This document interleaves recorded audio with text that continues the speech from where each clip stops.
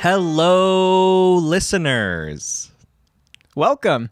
Episode 4 of Lords of the Ring-Shaped Foods. We are back again, and we are going to share with you some things that happened recently. But for those of you who are new, I'd like to tell you a little bit about what this podcast is. Me and my good friend Aaron record this podcast because we frickin' love Lord of the Rings. So true. So true. And in order for there to be a through line that holds all of these podcasts together, we also eat something that is in the shape of a ring. Yes, indeed, Alex. So previously, we've done things like a mini donut. We've done peach rings, apple rings. Most recently, we did halves of a bagel. Mm-hmm. So, Alex, tell them what we have today. Well, today we are eating a cake, but it's not just any cake. Let me tell you, sometimes cakes are baked in the shape of a ring. And as you know, those are called bundt cakes. Thank you for saying that at the same time. You got it. Yeah, we've got a triple fudge variation of a bundt cake today. So I'm excited to dig in. Shall we? Cheers. All right. Clink. This is always the fun ASMR part of our podcast where you get Oh my to... gosh. This is so much better than I expected. Wow. You really came through, Vons. Vons? Hey, Vons. If you'd like to sponsor us and our podcast, we're looking for sponsors. Don't hesitate to ask. Yeah, so this episode has the potential to be pretty jam-packed because we have exciting happenings within our own lives connected to the Lord of the Rings, along with a new trailer that came out at San Diego Comic-Con that we might jump into a little bit of guesswork and analysis, but we'll try to keep it as brief as possible, knowing that there's always another episode right around the corner. But with that, Alex, why don't you start by telling them a little bit about what we were up to last week? Absolutely. So we had the super cool opportunity to participate in the panel, I guess you could say, at Hall H. Hall H is, for those of you who are not familiar with Comic-Con, it's a San Diego event where, lots of different shows are talked about. The actors from those shows will, participate in panels, do Q&As, that sort of thing. A lot of getting people excited about what's coming up. And so Amazon Prime was doing a panel on their Lord of the Rings, Rings of Power upcoming series. And something that has never been done before in Hall H, which is that 6,000 to 7,000 person room, they had an orchestra kind of premiere some of the music that will be in the show. Indeed. Yeah, personally, I had never heard of Hall H. I didn't know it was such a big deal within Comic-Con. But basically, our connection to the event that occurred there, like we mentioned, during that Comic-Con presentation, a brand new trailer for the upcoming series was presented. But before that trailer, like Alex said, an orchestra from San Diego was put together to perform a lot of the music from the show, including yours truly and Alex's truly, us two singing among the choir. We truly. Which was an incredible experience. I was just thinking back, when we started this podcast, close to a year ago? I think it was a year ago. Yeah. Never in our wildest dreams would we think that we would actually play any part in being connected to the series. Everything's coming together. I can only imagine what's going to come next for us because honestly, we did meet somebody kind of important too. And he knows about our podcast now. True. More to be revealed. More to be revealed. Yeah. But yeah, so like Aaron was saying, the orchestra was sort of accumulated from different artists around San Diego. We had violinists, or rather stringed instruments. We had taiko drums, which shout out to the taiko drummers. They were really cool people. They were. And then there was also a singing group comprised of 16 members. Mm-hmm. Yeah, so it really was a jam-packed week. In terms of the music that we sang and performed together, it was like 3 or 4 minutes of material. But we were called for about 18 hours throughout the week for rehearsal, dress rehearsal, like walkthroughs, tech, lighting, sound, all that good stuff.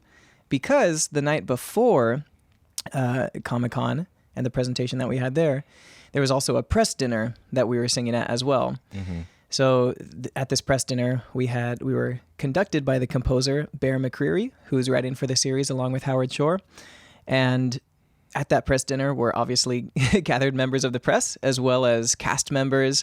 And it was here in San Diego at the Julep venue, which is kind of near where the convention center is, probably about a 10-minute drive from it. And they had it decked out like I'd never seen before.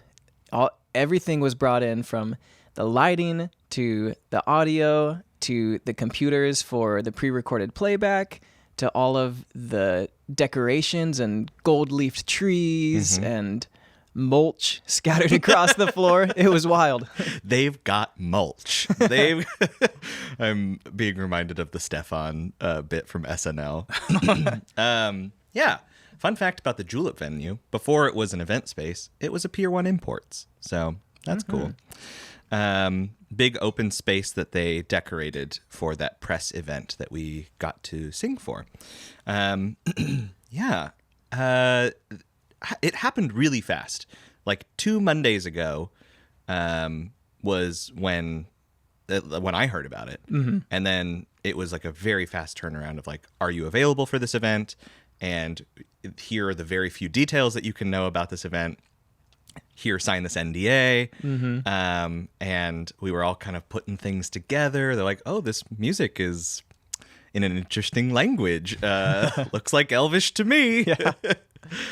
It's funny because I was listening back to a previous episode of ours, and one of the comments that we had made was, can you imagine the NDAs people must have to sign to be involved in something like this? Wow. Look at us go. And so actually having seen the NDA for this, it was really interesting because it basically was just one page that said, don't tell anyone anything. And so our joke the whole time was, Amazon's going to sue our pants off. Yeah. Or take our phones. And erase everything. Yeah. But it never happened. So that's the good news. Yes. No recordings or photos were ever taken. So Alex, what were some of the other things that you noticed either at the press dinner or during the Hall H presentation that you would like to share about our experience? Oh my gosh. Well, okay. For one, I just want to say getting to be in proximity with and actually get to meet some of the actors that will be in the show, they're so kind. They seemed really kind and fun people. And they were also very tall. All of them were tall people. True. Over 6 feet tall. Yeah. Even the Harfoots were taller than me. You are a little bit shorter. Yeah, but our listeners don't know that. Okay, you are right. You are right. You could have a great stature. I am not over 6 feet tall. And wow, they were all good-looking people. Something that stood out at the press event was when oh my gosh, everything was so choreographed. They were like, okay, they had these stage managers. They're like, all right, chorus, walk on. And there was like a video that played. They had us walk on, and there were gasps in the in the dining room. It was like, we've got 1 minute and 8 seconds until the choir's on. And they're like, go, go, go, in the headsets. And yeah, there was audible gasps from the audience members. And I could visibly see, I think his name is Robert. He's the guy who will be playing Elrond in the audience. He just mouth agape. Yeah. At just like us walking on. Bear walks on, and he is just very regal looking. He has his arms held up.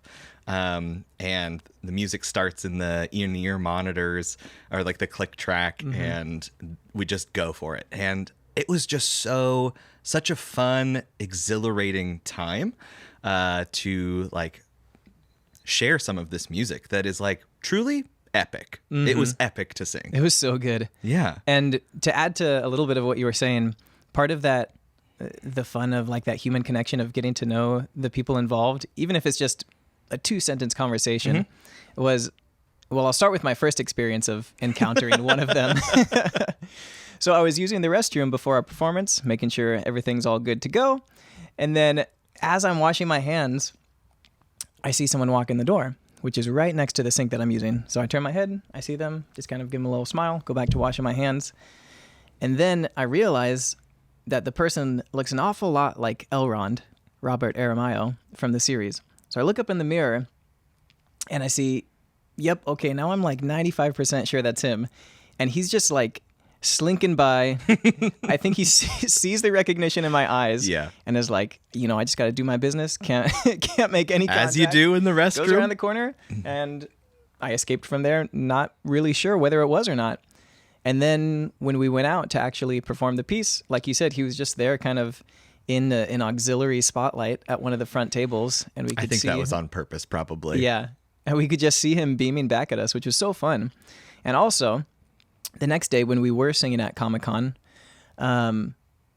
when the actors were coming in backstage and like being filed on to prep before their panel, you could just tell how jazzed they were. Like they were really excited, and most, if not all of them, had never been either involved at Comic-Con or been in a presentation at Hall H. And so they seemed just as excited as we were, which was really fun to see, because oftentimes I think the danger of being famous is also like losing some of the excitement and enamor of experiences like that. Totally. So it was fun to see that they were as jazzed about all of it as we were. They were so supportive. When we walked off stage from the Comic-Con event, I remember like we had practiced our filing off of a couple times. Like we have to do this quickly. Everything is on a timetable. But as we were filing out, it was just this whole gaggle of like actors that you could recognize from the trailers, and they were just beaming like, at us. Yeah, and saying, "You all sounded incredible, nice job." Yeah, and which was so, I don't know, one of a kind. Yeah, one of a kind. Alex, tell them about the one other celebrity that you got to encounter during all of this.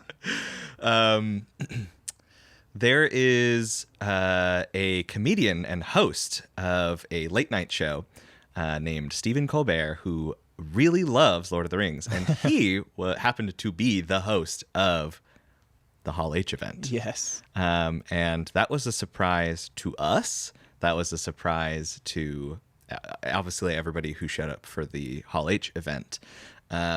We actually did learn the night before, but this is like at 11:45 like PM, and we're like all delirious after like having performed at the dinner event. And we're like, what the heck? Is this like actually real? So when we show up to Comic-Con the next morning, our bus pulls up, backstage into like the loading dock area. And then there's like also a black van that pulls up, and Stephen Colbert, lo and behold, pulls up with his folks. And yeah, it was wild. There he was backstage. He was, interacting with people. When we were lined up for to go on stage for Hall H, there was like I think they called it a sizzle, like a teaser essentially for Amazon Prime of like different shows that are either coming out or have come out. He was like wanting to see that, and I could tell that he was looking for a spot, and I was like, I waved at him. I was like, come over here. And I have a good spot where you can see. And he stood next to me, and thanked me. Dream come true. I thought it was really cool. Yeah. Cool experience. Yeah. It is super cool. So if you have any other questions about it that we might not have covered, or anything else that you're curious about, feel free to ask us in the comments below. Yeah, absolutely. I think I'll also include in the description a link to the performance, because there is a recording from that actual Hall H musical presentation, as well as panel recordings too. Yeah. So I'll include those. Feel free to check it out at your leisure. What do you say, Alex? Should we discuss the music? Should we discuss the trailer? Absolutely. Let's get into some of the music. You're a composer. back in the day. Still sometimes. What is your impression of the 3.5 to 4 minutes of music that we performed? I thought it was really great. And it was a reminder to me of the difference between like real life human made music versus computer made music. Because we were given the reference tracks for this whole suite of a bunch of themes that'll be included in the series. And as I was listening to those, it was less than inspiring because it was all like sampled computer generated playbacks. Right. But as we started to put it together and as we included the orchestra and all of the actual live instrumentation, I guess the best word I could use to describe it is just majestic. It was wild. Like there's sweeping melodies, there's great contrast and space in the music. What we were singing, because it includes so many different facets of the series, also includes a lot of different moods to it as well. Yeah. So that was really fun. There's one part in the middle that goes to kind of a somewhat more of a jarring meter that makes you feel like you're kind of off step as you're marching into the depths or what have you. And we get to sing in some black speech, like the language that would be used to inscribe on the Ring of Power. Oh, wow. If you were a resident of Mordor, you might speak the black speech, right? Yeah, and luckily none of our tongues caught on fire, so more good news. More good news. Good news abounds. So the text of it was in, I think all of it was in Elvish. Even black speech is Elvish, isn't it? Maybe some kind of twisted version. Twisted. Melkor can only corrupt. He can't create anything new. So true. And like Aaron was saying, there are like different sections, different sort of themes that were explored. And there's like sort of like different Elvish scripts that were used throughout this piece. And a couple of the choir members actually that we were in the same group as took the time to translate the text that we were singing. And I would like to read that, please, for you. All right. So I think what they said is this is like an approximation of, sort of like to the best of their ability, they translated. Right. Okay. So it says, endless war approaches, an ancient evil, darkness without end, hunts the light, goodness bless the light. A dark power rises in the fire, dark deception bound by fire. That's the part that's in the black speech. Glorious warrior, defender of the light, mountain that will not move, brilliant sun, stand with us, golden light, defend us. Endless war approaches, an ancient evil, the world will never be the same. Wow! Yeah, that's a great text to read because, it doesn't give away anything that people don't already know about the series, especially because we don't know anything that the general public doesn't know about the series. That's true. But it does kind of add to the trailers that we've seen when you hear these lyrics. Just endless war approaches, an ancient evil, et cetera, et cetera, et cetera, talking about just like the undercurrent of evil that will be coming up and explored throughout this entire series, and like the light fighting against it, as we've seen in a lot of the trailers. Yeah, I got impressions from that text that it was centering Galadriel as like a warrior of light, which is interesting because I don't think that she really occupies that role in the Third Age. Where she tends to be more of just a fixture in Lothlorien. But in this show, it really feels like she is like an active agent. Yeah, like the character of the series. Absolutely. Yeah, it was fun too because they also had probably the dialect coach for the show send us a recording of what the words are actually pronounced like.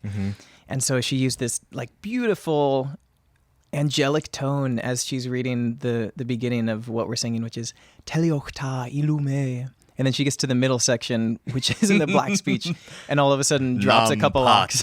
Zoom. Exactly. Yeah, so that was fun to listen to. But yeah, why don't we jump into the trailer? I think we can take a brief interlude to watch it, remind ourselves of what's included. Absolutely. I would propose at half speed, so we can catch all of the quick cuts. So you want to watch it at the same time as we're talking about it, or watch it? Let's watch it right now, and then we'll come back. Okay. See you soon. See ya. Wow, we're back. We're back. I think I've seen that trailer like 4 or 5 times now, mm-hmm. and it still gets me so excited every time. I get chills. It's so cool. It really is. I think one of the things I'm most excited to potentially see, based on some of the teasers in there, are what I imagine will be flashbacks to first stage events. Yes. Oh my gosh. Okay. And even Years of the Trees. Mm-hmm. Which is before the first stage, right? Yeah. Holy moly. Because there's that picture of the guy with the white cape, robes, approaching Valinor. You can see the 2 trees off in the distance that are like shining. That's Years of the Trees because, they don't exist in the first stage. Yeah. Holy moly. Yeah, and I think it's going to be so important for Galadriel's character development because, there are so many just life and world-altering events that occurred during that. For example, one of the things that she had to go through was crossing the Helcaraxa, the grinding ice, to get from Valinor over to Beleriand, Middle-earth. That's right, because she didn't take the boats. Right. And so during that journey, she saw so many of her family and friends die. Yeah. Trying to make it across that path. You know who else took the Helcaraxa? Tell me. Melkor and Ungoliant. Yeah, that's terrifying. And connected to that, we were wondering, we see this fortress kind of flashing in the storm and the dark, and it looks cold and northern. It feels very similar. In the trailer, it seems to suggest that Galadriel and a bunch of other dudes will venture to that castle, that there's something there. At one point, an anvil is shown with a symbol that looks like the sword that like kind of forms in that boy's hand. And also there's like a giant hunk of ice that is thrown at the group in that place. Yeah. It seems like that will be an adventure that happens in the show, is like a trip to whatever this castle is. Yeah. Which, speaking for myself, I and many others assume is going to be Angband, which is the ancient evil Lord Melkor's fortress within the northern waste, from which he, tried to dominate the entire world. This is like the Dark Lord before the Dark Lord. Yeah. Yeah. Yeah, so that's the magnitude of that is exciting to envision. And then we also see some scenes of dead elves in the water with flames above the surface and boats exploding. Yeah. And so that makes me wonder whether another life-shaping event of Galadriel's will show up, which is the kinslaying. Right before she crossed the grinding ice, the reason she had to do that was because her posse, family members and friends, attacked another clan of elves who had ships to be able to cross the water. Yeah. Now, not everyone in her clan was involved in the decision to fight, but when they returned, they assumed that the other side was attacking. It was her uncle. Yeah. It was her uncle that decided that we need these boats more than the Teleri elves. And then her father was like, nah, we can't actually do this, right? Yeah. And so they decided to not participate in that. Yeah. So a lot of elf-on-elf violence that... You said elf-on-elf crime. Which must be scarring. Absolutely. Yeah. Galadriel, something I've said in the previous podcast, Elrond, a very sad character. Galadriel, a very sad character. That she just sees so much sadness, so much death. Yeah. The very first, the opening shot of this newest trailer is her placing a helmet onto a pile of helmets, which to me seems like it's probably the aftermath of the War of Wrath, which is sort of like the big battle that ends the First Age. This is the big battle between elves, men, dwarves, I think, and Melkor, all of the forces of darkness. Melkor is defeated. And the Lords of Valinor come over, right. intercede, and help in the battle at the very end. That's like the gods, basically. Yeah. So that could be epic. Hopefully will be included. That would be fun to see. The Oath of Feanor shows up in the trailer as well, or what I assume to be the Oath of Feanor, where there's like a whole bunch of elves like pulling out their swords and then like kind of like putting them together above their heads. Yeah. And I won't dive too deep into this, but in my mind, Feanor is probably the most influential elf in the history of that universe. Totally. So for anyone who doesn't know, Feanor was a master smith, and so he creates these jewels that contain light from the two trees of Valinor. And these are basically the most precious jewels that were ever created within the world of Arda. They are titular to the story that they appear in. Yeah. Say more. The jewels take the name the Silmarils, and the book that they appear in, which is sort of like all of the history, the Bible of Lord of the Rings, is the Silmarillion, because so much of the plot is driven by these Silmarils, like who owns them, who has control over them, where are they, who wants them. At this point when Feanor makes this oath with his kin, he doesn't have the Silmarils. I think they currently at that point belong to Melkor. Yeah, so Feanor, there's certainly similarities to be drawn between him and the Dark Lords of Arda, in that he is the most gifted and powerful and strong and wise of everyone around him. But he has this fire in his heart and this independence and this desire to be the best and also be creative in his own right without influence from anyone else, including the creator of the universe, who is called Eru Iluvatar. But basically through his actions and through this oath that he and his sons took to follow the Silmarils to any end and to always fight to get them back, no matter who it might be that possesses them, it creates all this calamity throughout the history of the world. Yeah, and so there are multiple events where other elves are in possession of the Silmarils, and Feanor and his kin have sworn an oath to God that we are going to go get those. And so there are multiple times when he and his buddies kill other elves, which is like egregiously bad. Yeah. Like And the gods are all so upset at elves killing elves. Right. And they can't escape the oath no matter what. No. Alex, something you mentioned earlier that's also in the trailer is a theory you have regarding a rune that we see within the Dark Fortress. Right. As I've been thinking about it, I don't know. I'm not as sure, but I will share it.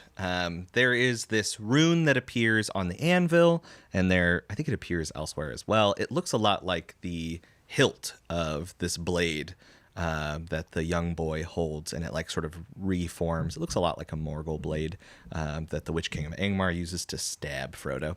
In any case, it looks a lot like a W, or like an upside down M. And Sauron, who is a smith of sorts, his name before he was Sauron was Myron. That's an M. That's an upside down W. Also Melkor or Morgoth, that also starts with M. So maybe it has to do with that sort of thing. Yeah. Good track. I love it. I mean, whether it turns out to be true or not, it's still a fun theory. Yeah. Thank you. Absolutely. Yeah. I love in this trailer how much there is the shadow of evil, even in like the voiceover that Galadriel is giving. She says, "Evil doesn't sleep; it waits." Yeah, and I think that is so true of the Second Age, is a building up over thousands of years of influence, of power.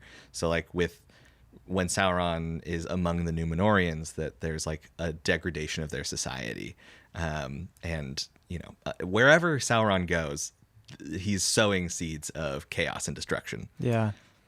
Yeah. And there's a couple other mysteries that we get to see during the trailer. One of which is this comet that is streaking across the sky and is seen by many different civilizations and individuals. And eventually we see this fiery crash into the ground, and this naked man, the stranger, who is at the center of the crater that's created. I did not put that together. Thank you for saying that. I was like, what the heck is this comet? Because it seems like there's a big, this is an emphasis. Yeah.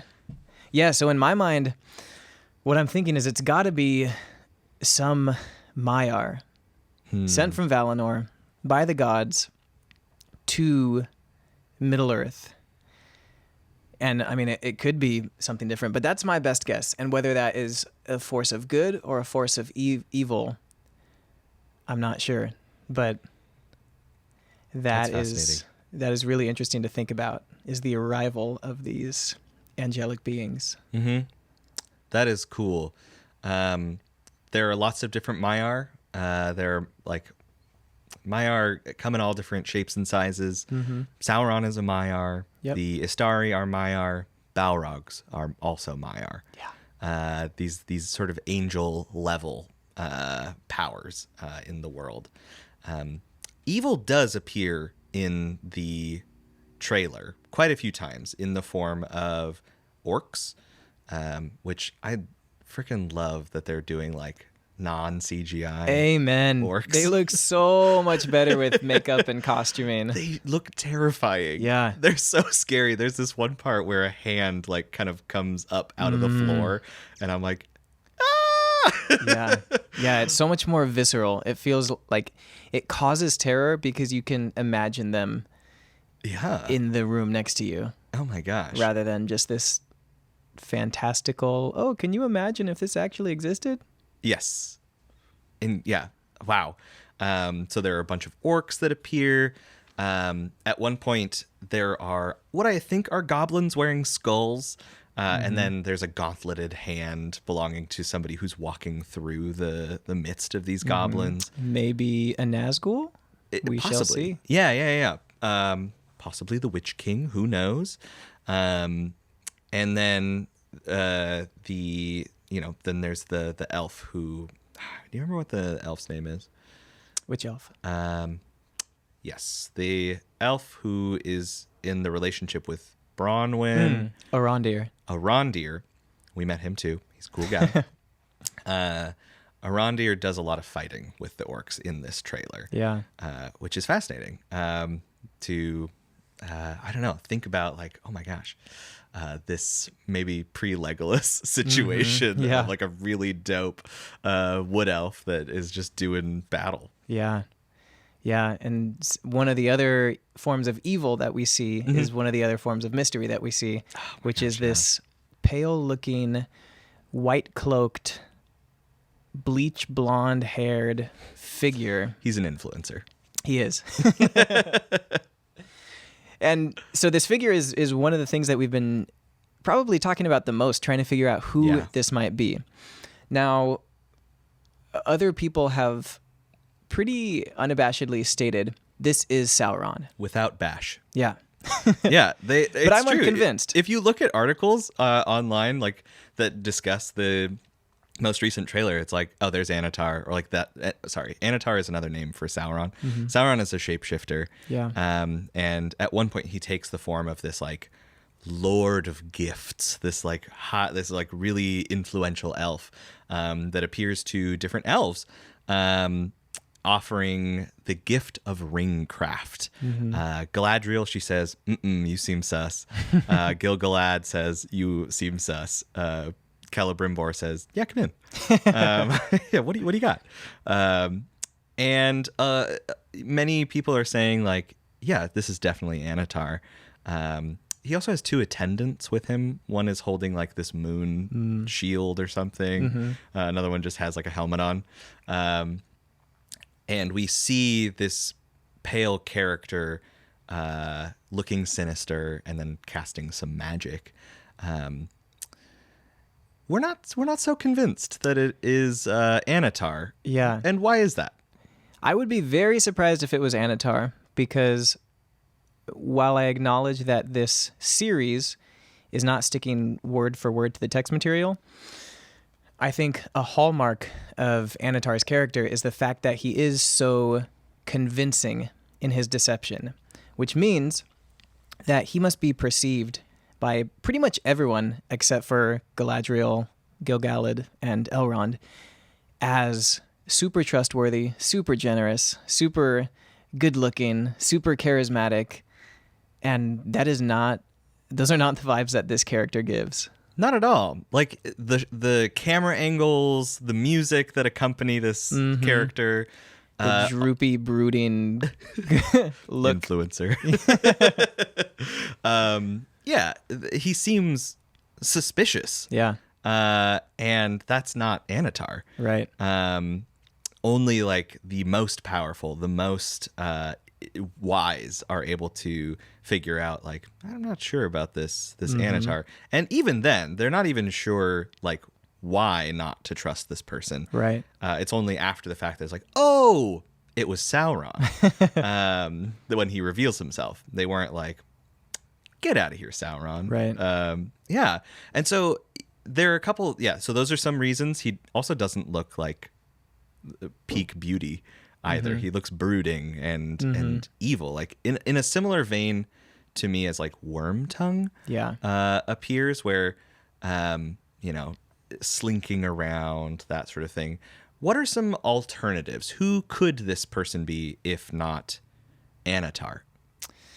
So in my mind, it could definitely still be Sauron, especially if they kind of move some of the first age story into the second age for this series, because during that time, Sauron, as you mentioned, he is a shapeshifter and has taken on many forms throughout his time in Arda.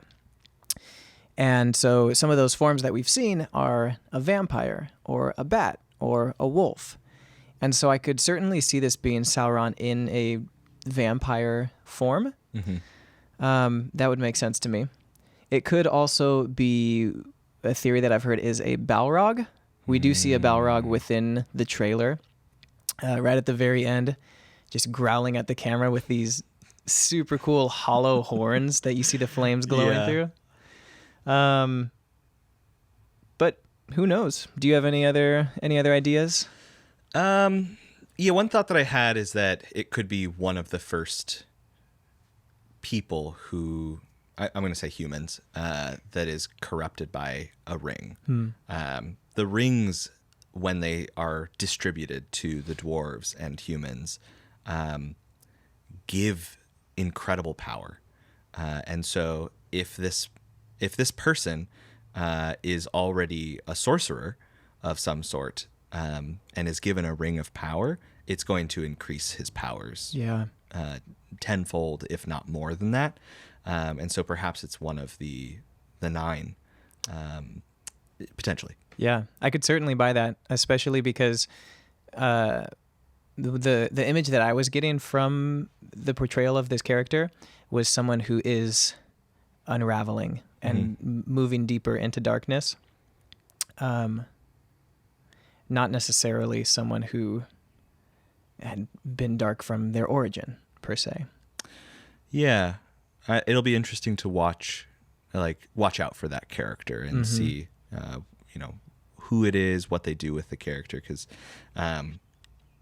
something that they lead you to believe in the trailer is this spell that this character casts is like embers. It looks like flame. As he blows into his hand. He blows into his hand, and then the very next thing is a leaf that like floats on the wind into the mines of Moria, or at least what I assume are the mines of Moria. There are veins of mithril that the leaf lands among, and then it burns up into flame. As we know, the dwarves dug too deep. They got too darn greedy, and they dug deeper and deeper into Moria. And what we know up till now, I think, is that they awoke the Balrog. But perhaps this is a new take on like awaking the Balrog, where Sauron is influencing the dwarves to become greedy, to kind of make conflict between the dwarves and the elves, and then maybe there is an awakening of the Balrog as well, or a summoning of the Balrog, Durin's Bane. Mm-hmm. Yeah, that's so exciting to look forward to. I've said it before. I'll say it again. Please. I have high hopes. I have such high hopes. I know. I think, I've heard complaints. I've heard skepticism. I've heard fears of different Lord of the Rings lovers, of like, oh, it doesn't look like it's going to be like directly by the text. Oh no, like the timeline. Mm-hmm. I think with the 4 years of planning that they've had, it's going to be incredible. Yeah. I do. I really get the impression that Galadriel is going to be the main character. Me too. That using her as the main character, you can travel through time, where she will look the same, mm-hmm. In the Earths of the Trees, in the first age, in the second age, that she can look the same and encounter all of these different people. Because you see her interacting in this trailer with, I think, the queen of the Númenóreans. Yeah. When she places her hand on the Palantir. Right. You see her interacting with other elves in Lindon. You see her interacting with dwarves too.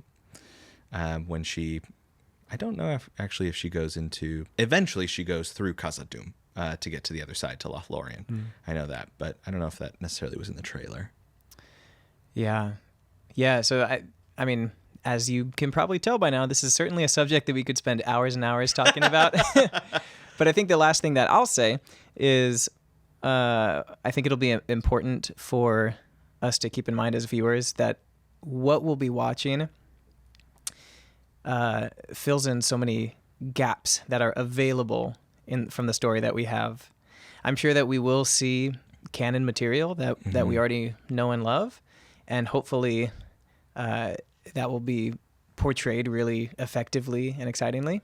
But there's so much that goes on in the world that had not yet been recorded by Tolkien. And if he lived to be 500 years old, I'm sure he'd still be filling in those gaps and writing more and more about it. So it's exciting to continue exploring that world. Absolutely. When he spoke about the world that he was creating, it was always from that discovery angle. People asked him about the Blue Wizards, and he was like, I'm not sure where they were. Yeah. And I think that sort of like open-handed approach to creating the lore of that world leaves a lot of room for new storytellers to come in and tell compelling, emotional stories that will still feature, like you said, these incredible pivotal moments in Years of the Trees, First Age, Second Age, that matter to the build up to what we see in the Lord of the Rings trilogy. Through new storytellers and the incredible potential of the series as opposed to just movies, that sort of thing. Yeah, I love it. September 2nd is the date that we finally get to see it, and I'm sure we'll have at least one or two more podcasts before then. But all that to be continued next time. Any final words from you, Alex? This cake was so freaking good. So freaking good. Thank you for tuning in to this podcast, and we hope to see you again. Much love. See you later. Bye-bye.